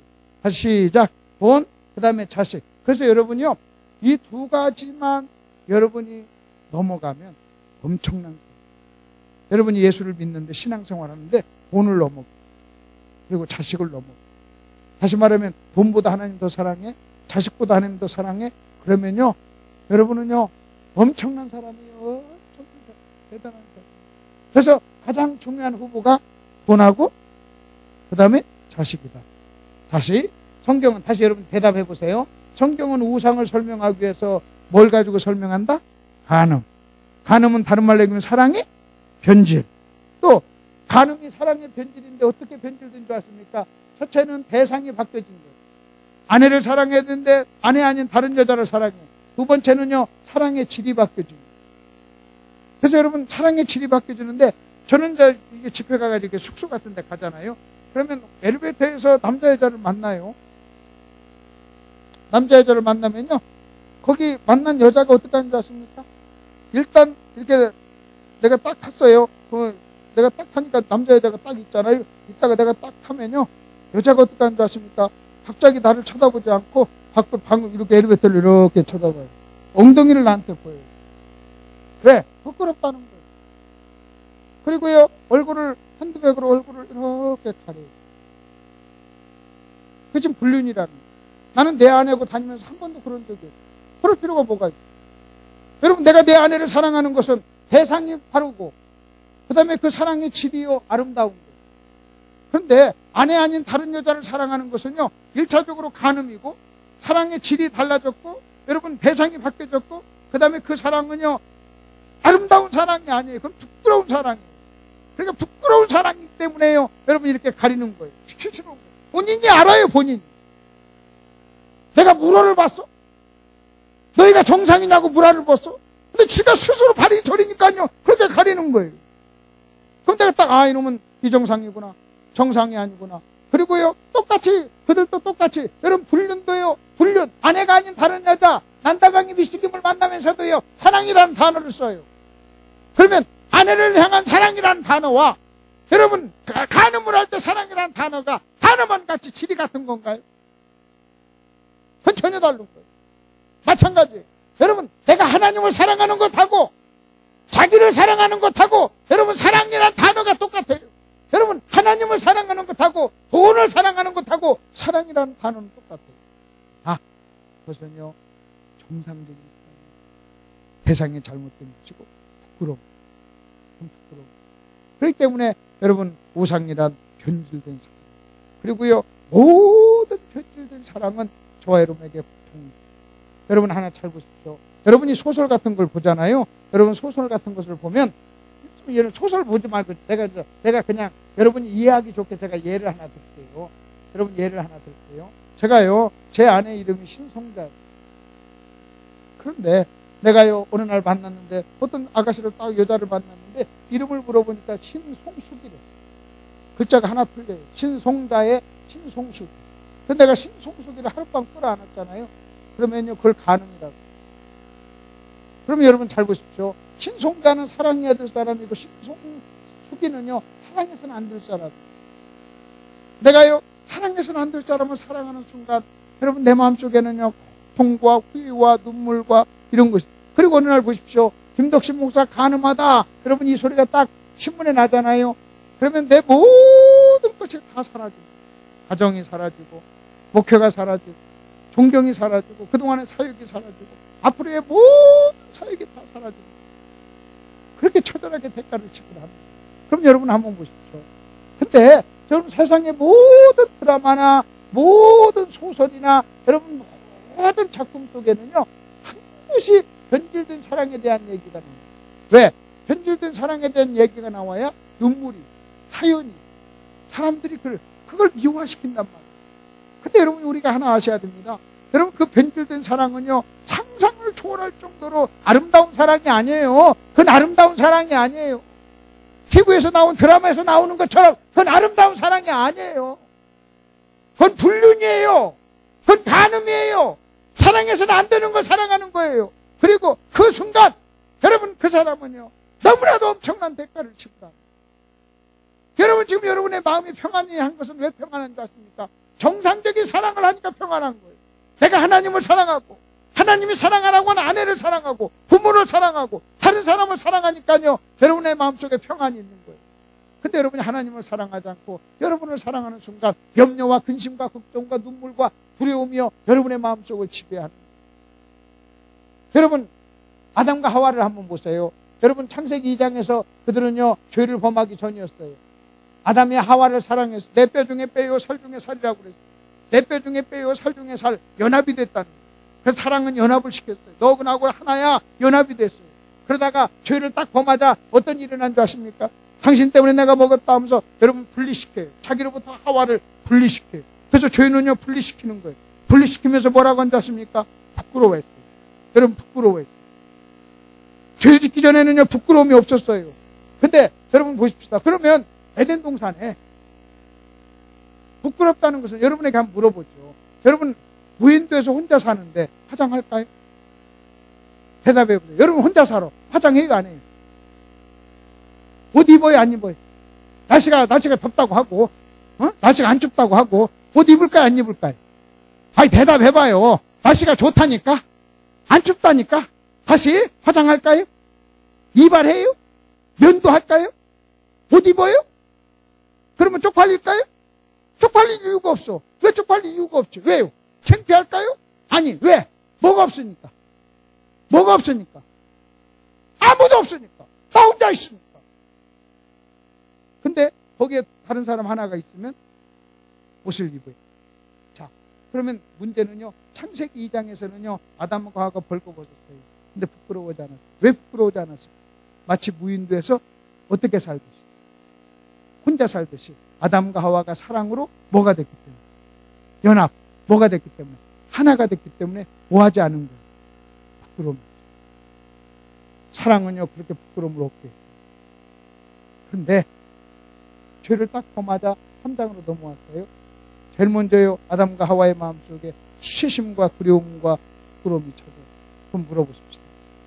그러면 에덴 동산에 아담 하와 말고 다른 사람이 있었을까요? 없었어요. 그러면 부끄러웠다는 것은요, 죄는요, 아담과 하와를 분리시켰다.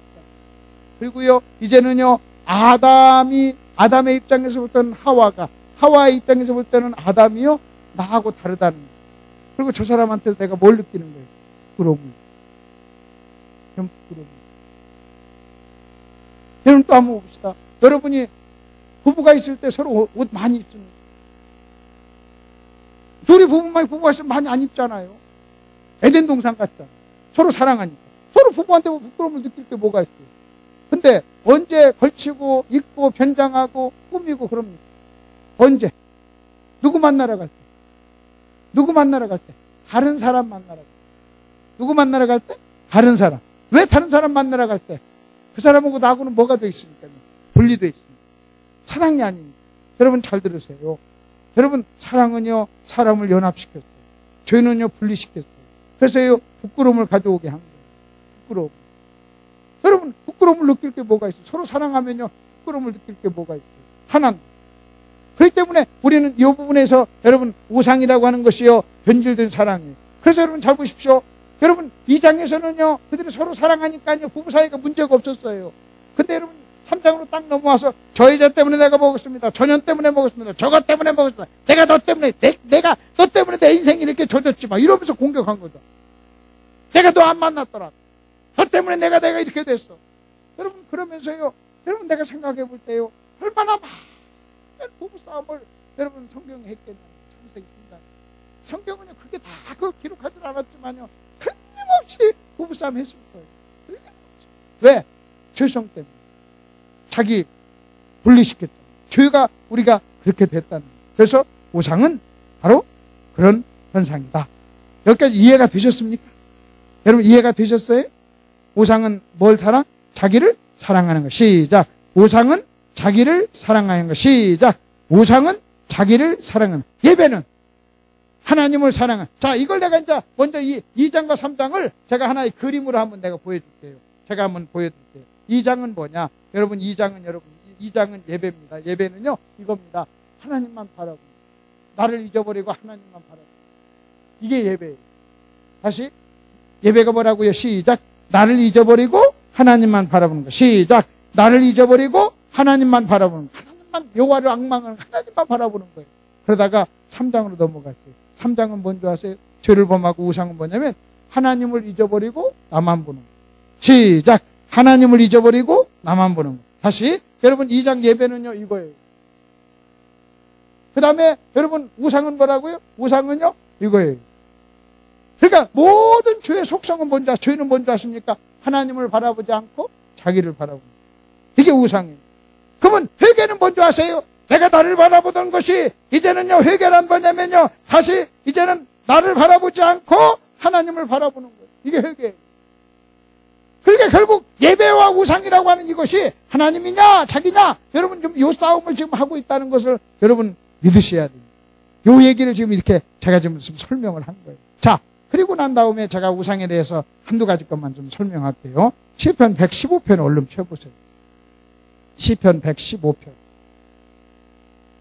저는 여기 있는 이 말씀을 읽고 나서요, 우상이 얼마나 무서운가, 또 우상이 얼마나 무서운 죄인가를 제가 시편 115편을 통해서 깨닫게 됩니다. 시편 115편 얼른 보세요.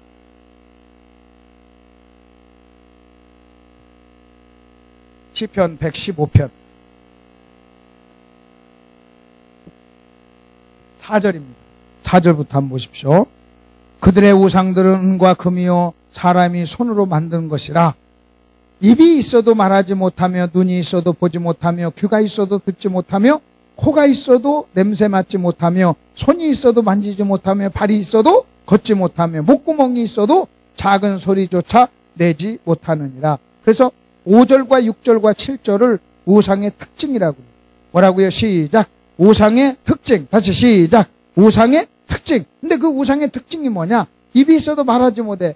여러분 귀가 있어도 듣지 못해. 눈이 있어도 보지 못해. 이것을 가리켜서요, 영적인 분별력이 없다는 거예요. 그리고 우상은요, 죽었다는 거예요. 여러분 눈이 있는데 보지 못해. 시체죠. 귀가 있는데 듣지 못해. 시체죠. 입이 있는데 여러분 말하지 못해. 여러분 시체죠. 그래서 여러분 우상은요 죽었어요. 그리고 그것은 분별력이 없는 거예요. 그런데 그 다음이 여러분이 중요해요. 9절에 있는 말씀 보십시오. 8절에 있는 말씀 보십시오. 8절은 같이 한번 읽겠습니다. 시작!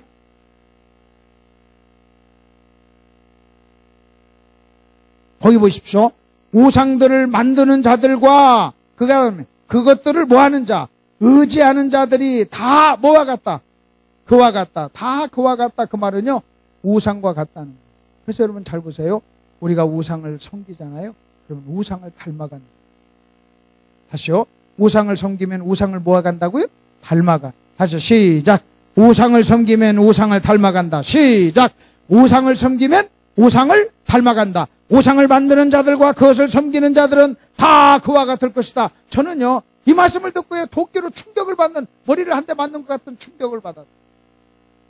내가 만일 우상을 만들고 내가 우상을 섬기면 여러분 우상을 닮아간다는 거예요. 1차적으로 우상을 닮아간다는 거예요. 내가 여러분 돈을 사랑하잖아요. 그럼 돈을 닮아가요. 나도 모르게 내가 장사꾼이 된다는 거예요. 여러분 돈을 사랑하는 사람이 된다는 거예요. 여러분 돈을 사랑하는 사람은요, 자기는 모르지만요, 여러분 돈을 사랑하는 사람의 어떤 특징이 그에게 나타나요. 여러분 탐욕스러운 것이 나타나는 거예요. 나타나요. 절대 그걸 숨길 수가 없어요. 내가 우상을 사랑하잖아요. 내가 우상을 만들잖아요. 내가 우상을 섬기잖아요. 그러면요, 나는요, 우상을 닮아가. 이게 1차예요. 우상을 닮아가. 여러분 우상을 닮아간다. 너무나 기가 막히게 무서운 말이에요. 근데 두 번째, 그럼 우상을 닮아간다는 거, 우상이 어떤 걸 닮아간다는 거예요? 어떤 걸 닮아가냐면요, 눈이 있어도 보지 못하는 사람입니다. 귀가 있어도 뭐 하지 못한다는 거예요. 듣지 못한다는 거예요. 여러분요, 왜 설교가 자꾸 안 들려요? 여러분 내가 성경을 읽어도 깨닫지 못한다는 거예요. 여러분 잘 들어보세요. 눈이 있어도 보지 못해. 귀가 있어도 듣지 못해. 입이 있어도 말하지 못해. 여러분 어떤 사람은 설교를 듣고 막 기뻐하고 좋아하는데 여러분 내 귀에는요 설교가 안 들려요. 여러분 그러면 이런 생각 한번 해본 적 있나요? 아, 다른 사람은 이 소설교 듣고 은혜 받는데 왜 나는 은혜가 안 되지? 만일 설교에 문제가 있으면요 다 은혜를 받지 못해야 되잖아요. 근데 왜 어떤 사람들은 은혜를 많이 받는데 나는 왜 못 받았지? 그럼 내 귀에 문제가 있구나. 여러분 이렇게 생각해 봐야 될 거 아니에요. 내가 왜 성경을 읽는데 다른 사람이 보는 걸 내가 못 볼까? 여러분 이거 한번 봐야 될 거 아니에요. 내가 왜 성경을 읽는데도 깨닫지 못할까? 여러분 이것 한번 봐야 될 거 아니에요. 근데 성경은 뭐라고 하냐면 이렇게, 네가 만일 우상을 섬긴다면 너는 우상을 닮아가는데, 우상이 어떤 것을 닮아가느냐? 봐도 보지 못하고 들어도 듣지 못하고, 여러분 입이 있어도 말을 못한다는 거예요. 그러면요 목사인 저한테, 목사님 여러분 보세요. 목사인 내가 우상을 섬기잖아요. 그러면요 나한테도 이와 같은 일이 일어나요. 봐도 보지 못하고 들어도 듣지 못한다는 거예요. 다시 말하면요 내가 우상을 섬기잖아요. 그러면 성경을 아무리 많이 보아도요 깨닫지 못한다. 내가 다른 어떤 것을 읽어도요 여러분 깨닫지 못한다는 거예요. 여러분 들어도 듣지 못한다는 거예요. 여러분 내가 설교하면서 강의하면서 한번 봐요. 여러분 많은 목사님들 모아놓고 내가 강의를 하잖아요. 근데 어떤 분은요 굉장히 은혜를 받아요. 근데 어떤 사람은요 전혀 은혜 받지를 못해요. 여러분 그 원인이 나한테 있을 수 있어요. 또 다른 데가 원인이 있을 수도 있어요. 근데 또 하나는요 여러분 혹시라도 그 사람이 우상을 섬겨서 그럴 수도 있다. 아멘. 여러분 잘 들어보십시오. 만약 제가 설교를 하는데 여러분이 제 설교가 전혀 깨달아지지 않고 들리지 않는다면 나한테 원인이 있을 수 있어요. 근데 저한테 있는 원인은 좀 적어요. 왜냐면 제가 30년 동안 여기저기 불려다니면서 검증된 사람이에요. 그리고 여러분 목사님들 인정하니까 불렀어요. 여러분 앞에서 헐만하다고, 헐만한 실력이 있다고 생각하니까 불렀어요. 그러니까 객관적으로 나한테 물론 원인이 있을 수도 있겠지만 그렇지 않을 수도 있다는 거예요. 그럼 여러분 한번 생각해 보십시오. 어떤 경우는요 저 시골에 가서 글도 모르는 권사님들인데요 여러분 설교를 잘 들어요. 어제도 연세 드신 분이 나한테 와서 어쩌면 그렇게 잘하냐 은혜 받았다고 그래. 그 내가 하도 거기서 들리십니까? 그래. 이해가 되시냐고 그래요. 다 이해가 되니까 은혜 받았다고 그래. 아니 그분이 나한테 그냥 뭐 나 좋으라고 하겠어요? 일부러 나한테 막까지 왔던데 그냥 가지 않고 나한테 와서 이렇게 와가지고 얘기했는데 그러니까 진짜 은혜가 됐으니까 그렇게 했죠. 어제 누가 그랬었잖아요. 은혜가 됐으니까 했잖아요. 아멘? 연세가 되신 분이에요. 은혜가 됐으니까. 그 다음에 설교가 뭐 했습니까? 설교가 뭐 했습니까? 들렸으니까. 대답해보세요. 설교가 뭐 했습니까? 여러분, 은혜가 된다는 건 들렸다는 거예요. 그리고 깨달았다는 거예요. 그리고 저놈이 말하는 게 뭔가를 알았다는 거예요. 그러니까요, 그 주님 사랑하는 분. 근데 그분보다 공부도 많이 해요. 교회도 오래 다니고, 성경도, 신앙생활도 오래 했는데, 그 할머니도 듣는데, 안 들려? 그냥 쑥 하고 째리고 가는 사람이 한두 명 있는 것 같아. 왜 째렸을까? 안 들렸으니까. 들렸으면 왜 째려? 그리고, 이 설교가 길어. 지겨워 죽겠네. 설교가 긴 게 아니에요. 안 들리니까 긴 거지. 여러분이 잘 들리고 이해가 되면요, 더 해달라고 그래요. 내가 엊그저께 저 인천에 가서요, 인천 서현교회라는 교회 와서 부흥하는데요, 내가 설교 앵콜 받았어요. 이제 끝내려고 그만 끝냅시다 그랬더니 막 앵콜해서 1시간 더 했어요. 3시간 했어요, 3시간. 여러분 한번 생각해 보세요. 유행가 가수들이 콘서트를 해도요, 앵콜도 하는데. 왜 설교를 앵콜을 안 합니까? 앵콜을 받았다니까요. 처음으로 여러분 한 1000여 명 모였는데요. 자, 똑같이 더 해주세요. 앵콜 그러더라고요. 1시간 더 해서 1시간. 시인들이 더 해달라니까 하니까 뭐 땡소리 안 오고 잘 듣더라고. 자기들이 해달라고 했어요. 나 그 처음 그런 거 그거 처음 경험했어요. 여러분은 하지 마세요. 나 얼른 끝나고 가야 되니까. 지금부터 하는 것은 뭐 그거 흉내내는 거니까 그건 아니에요. 그 사람들은 흉내낸 게 아니라 자기네들이 자원해서 그랬단 말이에요. 자원해서. 근데 여기는 보니까 앵콜은 안 나올 것 같고 빨리 끝났으면 하는 그런 간절한 마음의 눈동자. 네? 자, 다시 여러분 잘 보세요. 우상을 섬기면 뭘 닮아간다? 우상을 그럼 여러분 생각해 보세요. 내가 돈을 사랑해서 돈 닮아간다는 것이요. 얼마나 무서웁니다. 내가 돌을 섬기는데 여러분 내가 돌같이 된다. 송장처럼 된다. 여러분 완전히 모든 영적인 기능이 마비가 됩니다. 영적으로 들어도 듣지 못하고 보아도 보지 못하고 깨닫지 못하고 영적인 송장이 되는 거예요. 그래서 어떤 사람은요 예수를 50년 믿는데도요 성경에 대해서 너무 무지해. 영적인 너무 무지해. 그리고 교회만 오면 줘라. 그리고 윙윙윙윙거리고요 자 설교가 하나도 안 들려. 성경을 읽어도요 성경이 하나도 재미가 없어요. 그러면요 여러분 이런 생각하세요. 내가 우상을 섬기고 있구나. 내가 우상을 섬기고 있구나. 여러분 이 생각하세요. 여러분 최고의 큰 축복이 뭔지 아세요? 가장 놀라운 복이 뭔지 아세요? 가장 놀라운 복. 제가 여러분에게 한번 할 테니까 여러분 한번 대답 한번 해보세요. 자, 여러분 복 받으셨습니까? 복 받으셨습니까? 복 받으시길 바랍니다. 이번 부흥회도 복 받으시길 바랍니다. 자, 다시 복 받으셨습니까? 복 받기를 원합니까? 이번 부흥회 때 복 많이 받으세요. 오늘 복 받았나요? 그럼 여러분은 자, 그리고 하시고 나서 마태복음 16장을 펴보세요. 마태복음 16장을 한번 펴보세요. 요 얘기하고 마칠게요. 마태복음 16장을 한번 펴보세요. 여러분 금방 아멘 하셨어요. 여러분이 무슨 의미로 아멘 했는가를 내가 지금부터 한번 확인해 볼게요. 여러분이 진짜로 아멘 했으면요. 목사님 12시까지 해주세요. 막 그 말이에요. 근데 여러분이 지금 아멘 한 말이 지금 본인들은 지금 뭔지도 모르고 아멘 한 것 같아. 그래서 내가 자꾸 지금 이렇게 훌륭한 성도가 있나 할 정도 내가 좀 의심이 생겨서 좀 이제 일단 마태복음 16장을 펴보세요. 마태복음 16장 얼른 펴보세요. 마태복음 16장 13절 보십시오.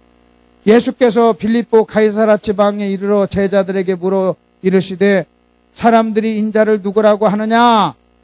더러는 세례 요한, 더러는 엘리야, 어떤 이는 에레미야나 선지자 중 하나라 하나이다. 사람들은요, 여러분 잘 들어보세요. 사람들은 예수님을 오해했어요. 뭐 했다고요? 오해. 뭐예요? 오해. 선지자 중 하나라고 생각했어요. 그랬더니 예수님이 이렇게 묻습니다. 15절. 너희는 나를 누구라고 하느냐? 너희는 나를 누구라고 하느냐? 그래서 너희는 나를 누구라고 하느냐? 너희는 누구냐면 제자예요, 제자.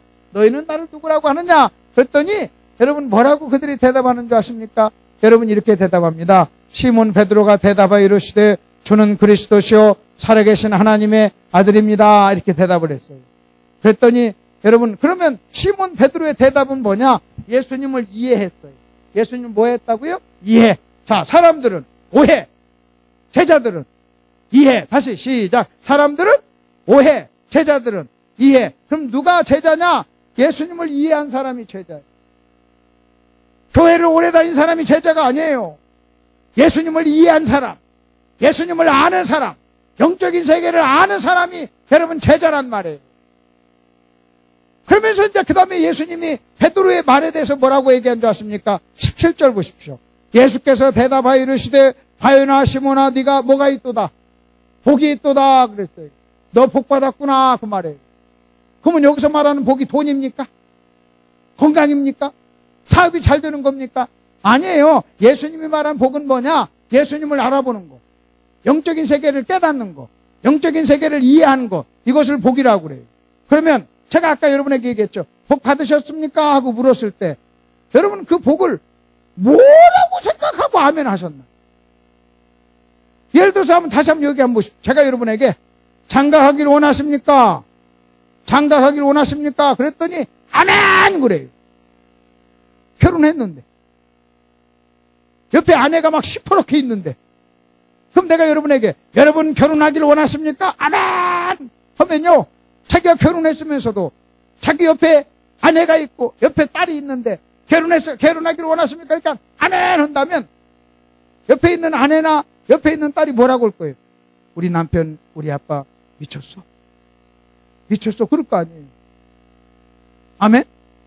그러면 또 한번 여러분 봅시다. 마찬가지로 제가 여러분에게 복 받으셨습니까? 그렇게 만일 묻는다면 이 말에 근거해서 묻는다면요, 여러분 이겁니다. 예수님 하십니까? 이 말이에요. 그러면 아까 내가 물었을 때 그렇게 생각하고 아멘 했나요? 아니잖아요. 에이, 거짓말 같아. 목사님이 그렇게 가르쳤어요? 자, 또 한번 보세요. 그럼 내가 여러분 이번 부흥회 때 복 받기를 원하십니까? 할 때 여러분 아멘 했죠? 그때 그러면 이번 부흥회 복 받기를 원합니다. 그 말은 무슨 얘기냐면 이번 부흥회 때 내가 알지 못했던 걸 알기를 원합니다. 그 말이에요. 그리고 여러분 오늘 이 시간에도 복 받기를 원합니까? 그러면 여러분 아멘. 많이 받기를 원합니까? 아멘. 그 말은요 12시까지 해주세요. 그 말이잖아요.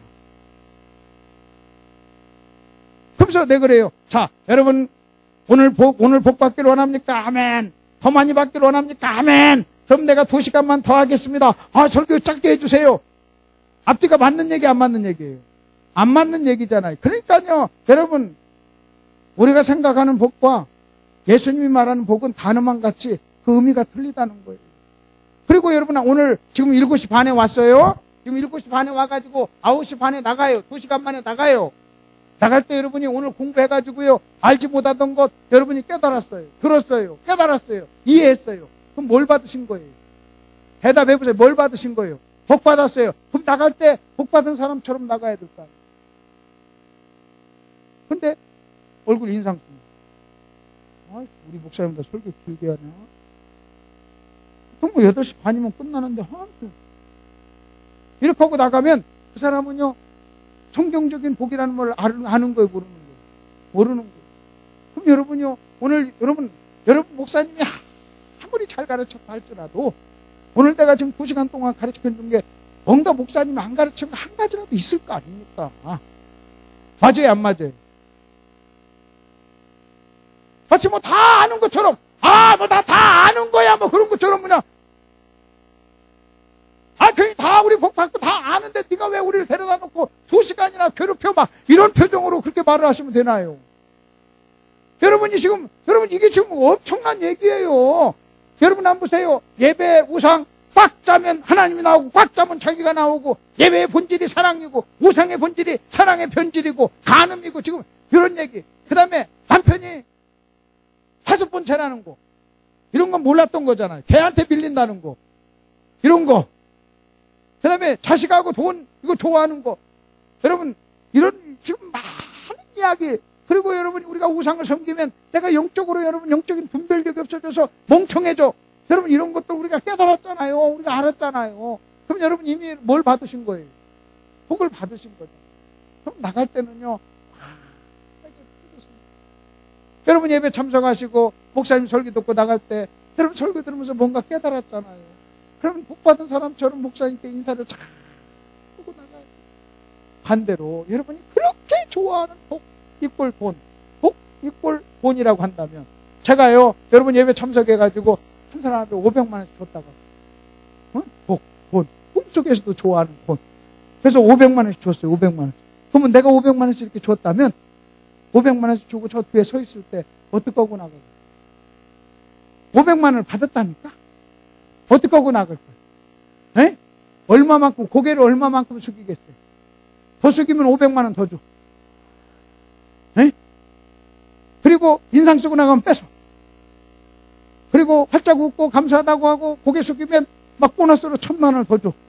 그러면 여러분 어떻게 하고 나가요? 난리 나겠지. 와가지고 막 손잡고 막 500만 원인데 한 시간 안 돼 있고 500만 원. 여러분 밖에 나가서 끼게 해봤자 시간당 5,000원 내지 8,000원 벌잖아.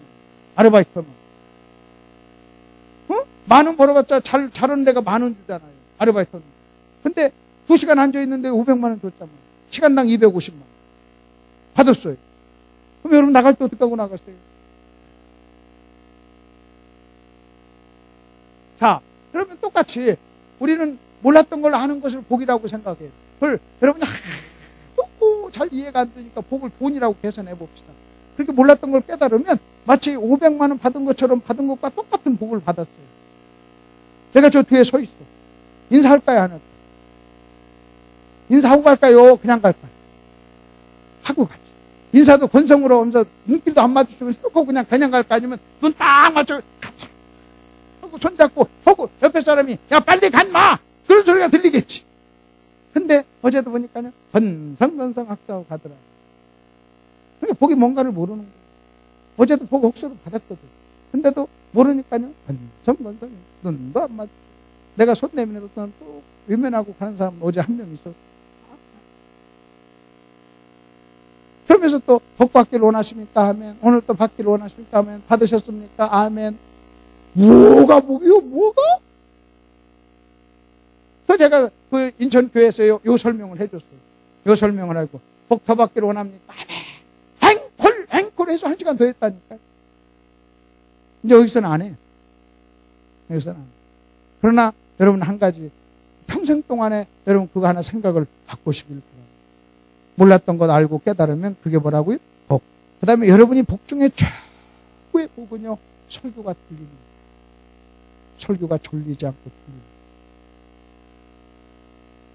여러분 부흥회 때 졸린다는 것은요 기가 막힌 거예요. 목사님 설교 때 졸리는 건 좀 이해가 돼. 왜? 계속 들었던 얘기고 익숙한 얘기니까. 근데 지금 전혀 다른 톤으로 다른 색깔의 목소리로 뭐 모양도 다르고 색깔도 다르고 톤도 다르고 전혀 생 사람이 왔는데도 여러분 존다는 것은요 기적이에요. 기적. 다행히 지금 그렇게 하고 그런 사람이 없어서 내가 감사한데, 근데 가끔 어떤 교회 가면요 그런 기적들을 많이 봐요. 그럼 내가 무슨 생각하냐면 내가 와서 할 때도 저렇게 존다면 담임 목사님 할 때는 얼마나 좋을까. 왜? 그러면 내가 그 불쌍해요. 안 들리니까 졸리. 안 들리니까 졸리고. 들리면 졸리가 왜? 들리면 여러분 왜 지루합니까? 여러분 설교가 들리는데 왜 지루합니까? 안 들립니다. 안 들립니다. 그래서 여러분이요 예배 시간, 설교 시간이 여러분 금방 간 것 같고 재밌고 들리고 이해가 되고 깨달아지고 그리고 아깝지 않고 여러분 그러면요 여러분은요 지금 엄청나게 복받은 거예요. 그러면 목사님이 왜 부흥회를 합니까? 이런 부흥회 시간을 하는 이유가 뭐예요? 여러분 뭘 받으라고? 옳지. 여러분 뭐 하라고요? 복 받으라고. 근데 한국 사람은요 복 하면요 그 복을 지금 예수님이 말한 이 복하고요 연결시키지를 않아요. 그리고 자기 나름대로 생각하는 거예요. 우리 아들 좋은 대학 가는 것, 사업이 잘 되는 것, 건강한 것, 아파트 평수가 늘어나는 것, 이걸 복이라고 생각해요. 복 받으시기를 원합니다. 자기들은 아멘 하지만 내 귀에는 아멘. 그래서 이제는요, 다음부터는 그렇게 하지 마시길 바랍니다. 여러분은 오늘 배웠어요. 오늘 온 사람들은 배웠어요. 자, 다시 이제 얘기할 테니까 제가 복 받으세요. 그러면요, 여러분 마태복음 16장을 생각하시고 여러분 대답하시길 바랍니다. 여러분 복 받으셨나요? 예수님 아냐는 거예요. 다시 복 받으셨나요? 오늘 받으셨습니까? 이번 부흥회 때 받으시길 바랍니다. 예, 나가실 때 복 받은 사람처럼 나가시길 바랍니다. 자, 딱 결론 하나 맺어요. 예배가 뭐라고요? 하나님을 사랑하는 것. 우상은요, 자기를 사랑하는 것. 우리가 우상을 섬기면 어떻게 된다고요?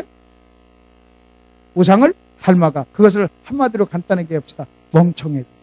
다시 우상을 섬기면 뭐 해진다고요? 멍청해져요. 여러분 모든 기능이 사라져버려요. 멍청해. 그럼 반대로 하나님을 사랑하면 지혜가 생겨요. 지혜로운 사람. 여러분 공부 많이 못했어도요, 지혜로운 사람이에요. 하나님 사랑하면 지혜로운 사람. 우상을 섬기면 멍청해져요. 오늘 여러분 이걸 깨달았으니까요, 복 받으신 거예요. 복 받았다고 하는 그 마음으로 하실 때 부부싸움 하지 마시고 사이좋게 복 받은 사람처럼 최소한 그 받은 복이 집에까지 가는 동안이라도 효력이 있어야 될 거 아니에요. 딱 여기 가자마자 복을 다 엎어버리고 가면 안 되잖아요. 복 받은 사람의 표정처럼 그렇게 가시고 내일 새벽에도 복 받으러 오시길 바랍니다. 네, 하나님께 영광 돌리는 박수 한번 하시고 기도하겠습니다. 기도하십시다. 하나님 아버지, 은혜를 감사합니다. 죄 때문에 사랑이 변질돼서 하나님을 사랑해야 될 우리가 하나님 아닌 나를 사랑하게 되었습니다. 그래서 우상이 되었습니다. 오 하나님 아버지, 우상을 섬기고 우상을 만들면 우상을 닮아간다고 했습니다. 깨달아지는 복, 들려지는 복, 이해가 되는 복을 받을 수가 없습니다.